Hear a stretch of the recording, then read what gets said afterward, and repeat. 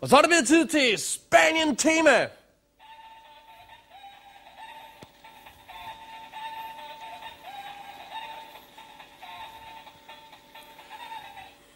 Ja, jeg har altid elsket Spanien, men jeg har det store problem, at jeg kan ikke sproget, og det tager 100 år at lære, hvis man går en gang om året. Så tager det 100 år.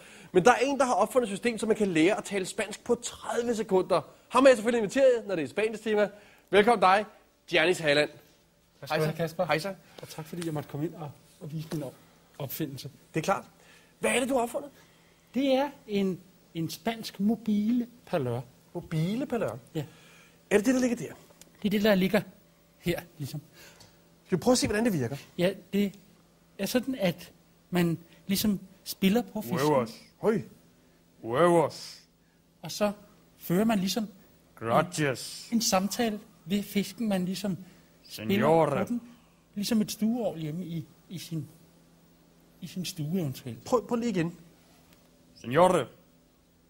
Huevos. Det er jo helt fantastisk. Og meget enkelt. Lad os prøve at lave en situation, hvor vi kan se, det virker. Lad os prøve at sige, at jeg kommer ind i en kiosk, og så køber fersk kød på dåse, og jeg taler engelsk, og du taler spansk. Skal vi prøve det? God idé. Og så kan jeg også vise dig, at det er et mobilparlør. Lad os prøve at se. Ja. Og det er så det der.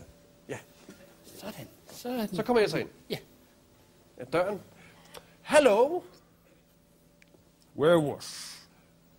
Noche. I would like meat. Señor. Sangria. Sangria. Señor. Sangria. Singleinen. Altså, den her, den trænger så lige til at blive repareret. Den er ikke helt klar. Den er ikke helt klar. Det der, det er bare en super opfindelse. Tusind tak skal du have, fordi jeg måtte se det. Det er jeg meget, meget glad for. Tak, Kasper. Men jeg har lige en lille gave til dig, fordi jeg har rigtigt? også en lille mini-parlør, som man kan tage med ud til for eksempel tyrefægtning. Du kan lige lille prøve fisk? at age og gnide på den. Olé. Åh! Olé. Olé. Olé. Olé. Olé. Så vil jeg forlade dig med at sige... Olé.